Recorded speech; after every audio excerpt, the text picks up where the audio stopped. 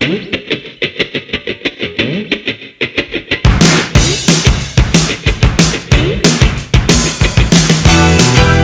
when to go out, know when to stay in.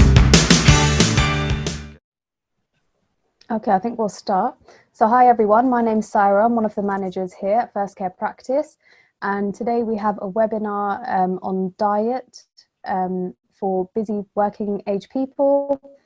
We have Dr. Anam Owama who will be running this webinar and giving us some tips and advice. So just to give you a heads up, if there are any technical issues, please bear with us. We'll try our best to sort them out. Also, if you have any questions throughout this, then please use the chat button along the bottom or the Q&A button, and we'll try and answer all your questions. So over to you, Dr. Anam. Hi guys, my name is Anam. I'm one of the GPs in First Care Practice. My topic today would be on the diet and exercise for busy people. Busy people basically would be in the age groups of 19 to 64 years old. You find busy people could work in different sectors of the industry, GP practices, teachers, bankers, construction site workers. And like always with busy people, time is of importance. Time is essential, and they don't necessarily get the chance to do the kind of things that would necessarily prescribe as healthy activities. So I'm here to talk about what we can do as busy people to improve our diet and our exercise. So I think I'll first start with the benefits of a good diet and regular exercise. As you can see on the list, the benefit of these are reduces the risk of heart disease. And when I say heart disease, I mean things like heart attacks, okay? Things like what we call myocardial infarction, reduce blood supply to organs in the heart, to tissues in the heart as well, reduce diabetes, stroke, even in some cancers. There's been a link between obesity and a few cancers like colon cancer, as well as breast cancer. It also helps with reducing your blood pressure, and generally helps with the feeling of feeling well in yourself. So we call well-being and quality of life. We'll go to the next slide. Next one. So this is a bit of a slide to encourage you on the importance of exercising. Okay, can we go to the next one? So according to NHS website, adults 19 years to 64 years should do some form of physical activity every day. I've attached a link to the article. The main consensus is that we should endeavor to do about 150 minutes of exercise every week, and that would vary between mild to moderate to intense forms of exercise.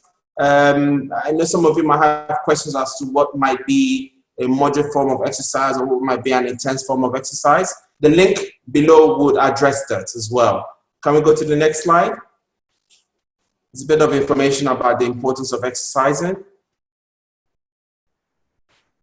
Okay. So these are a few things we can do to increase the heart rate. Things like going up a hill. I mean, if you live in London where there aren't that many hills, you could try going up a staircase as well, or you can try walking faster. Other things you can do is, rather than take the bus, if your home or your office isn't that far from where you live, you can decide to walk there. Okay, now I'm sorry about the picture, it's not quite clear, but this is the Eat Well guide as to, with regards to what we should be eating and how much. The main take home from this is to reduce your carbohydrates. Carbohydrates are quite notorious for increasing weight, as well as predisposing people to things like diabetes. It also emphasizes the importance of fruits and vegetables as well. That's it really. I will try and address your questions now. Okay. So. Thank you, Dr. Anna. We've got a few questions coming in. So let's have a look. So we've got a question from the attendees. I just don't have time to exercise, although I know I should. I just can't get started. I don't like going to gyms as I feel fat. Okay.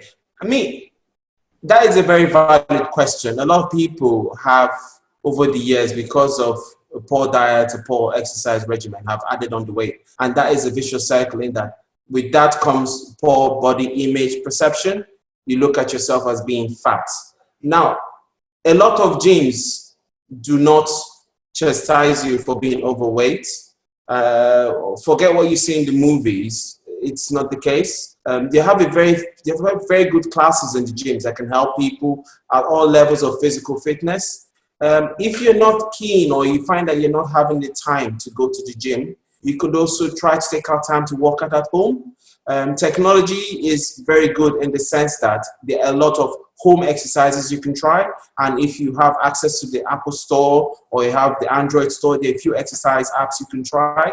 But the key thing really is minding what you eat. Diet plays a strong part towards weight gain and feeling heavy.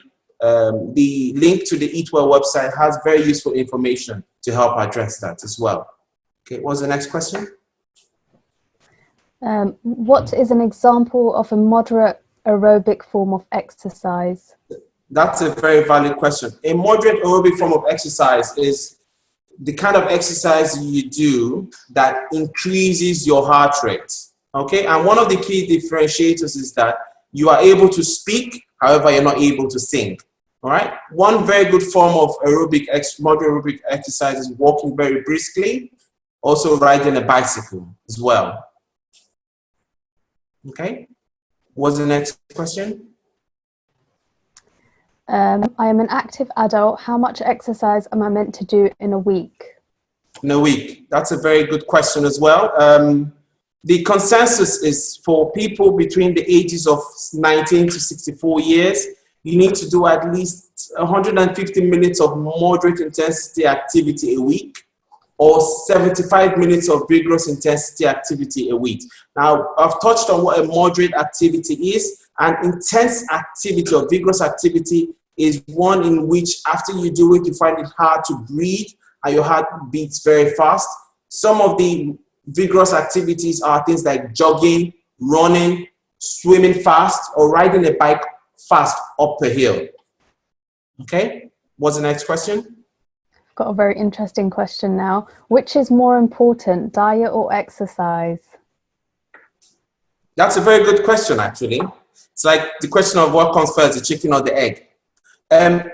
We humans generally engage in some form of exercise in our day-to-day activities. Unless you are a complete couch potato, I suspect that you get up from your bed, you go to the bathroom, you go down to the kitchen, get some food, you walk to the bus stop or to your car. So in a sense, you do some form of exercise, albeit it might not be at the recommended level. So I would say, in my own opinion, and I put that categorically in my own opinion, I would say diet plays a strong part, especially if you find that you are not getting the chance to exercise as required. Diet plays a very strong part, in particular carbohydrates, and those play a strong part in issues surrounding weight gain, diabetes, raised blood pressure. Also, foods that are very high in fats as well have been shown to predispose to problems, heart problems as well. What's the next question? Okay, I think we've got the last question now. What can I do that now that gyms are closed at the moment with COVID-19? Well, that's a very good question, and the question I've had to deal with in my life as well, because my gym is closed and I can't go there anymore. Right. So what I have found to be helpful, it really depends on what kind of person are you with regards to exercise. For instance, I'm a solo exerciser. That means I like to exercise by myself. Okay. So it's a bit easier for me because what I do is I download a few apps on my phone, and these have instructions about what kinds of exercise you can do, and they break it down into number of minutes, and they break it down into the intensity of the exercise. There are good few apps you can use. I know Nike has an app, and it's free on the Apple Store. You can download that, and it breaks down different kinds of exercises targeting different parts of the body. Adidas also has an app as well, which is free on the Apple Store. I'm not sure about the Android Store, but it might be a good idea to check that as well. Right. Now, if you're the kind that only exercises, it finds it easier to exercise if you are in a class. Now, there are a few things you can do online as well. There are a lot of online forums where you can join a group, and you have videos. You can actually live chat with other participants in the exercise, and basically to encourage yourselves as well. So there are a lot of things you can do now that the gyms are closed. Even if you get to the point where they say you shouldn't be going out of your house anymore, there are a lot of things you can do to stay healthy and stay fit. But most importantly, I always emphasize diet is very important. Any other questions? Yes, we've got a question. Should I buy expensive vitamin tablets? The answer is no. It's yes and no. If you have the money to buy expensive vitamin tablets, if it's not going to cause any financial constraint to you, there's no harm in it. But bear in mind that a lot of the vitamins you get from the tablets, you can get them from a healthy diet as well. So it all depends. I would encourage more of a healthy diet as opposed to depending on vitamin tablets, which you can buy. Any other question? Yeah, we've got one. I love eating chicken biryani and fried chicken. I know what I should eat, but often can't bring to eat healthy food. Often I'm still hungry when I eat healthy food. So that's a valid question, and I will give you a bit of my experience when I tried a diet to try and lose some weight. We live in a very carb-dependent society, so most of our diets, especially if you're African, Asian, but the baseline are carbohydrate-laden meals. What I found that if you are trying to eat healthy, yes, you get the pangs of wanting to eat something. Nuts are quite good, as long as you're not allergic to nuts, okay? Things like almond nuts, very good. Peanuts, a bit higher in carbohydrates, but still okay. Now, things with regards to drinks, you can have an almond drink. Soy drinks are quite good. So you can replace your normal fizzy drink with an almond drink, which also tastes quite great as well. So it is a challenge, but with strength and willpower, hopefully you will prevail. Okay, any other question?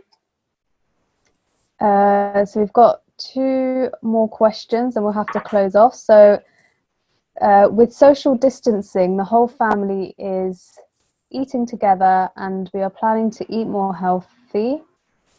I think that's just a comment. And we've got another one asking, exercising as a group is a great idea. Is your practice doing group exercise sessions? Okay. I would put that question to the practice manager who'll be in a better position to advise on that. We are going to be running some exercise sessions. So they'll all be up on our website and you'll be able to book yourself onto them. I think that's all the questions for today. I'm just going to ask people to leave some feedback. So you'll get a poll showing up on your screen in a moment. Just a bit of feedback of how you found the webinar today.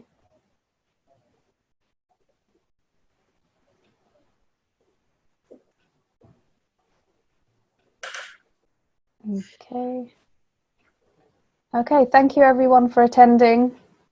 Thank you. Bye. Bye. And thanks, Sarah.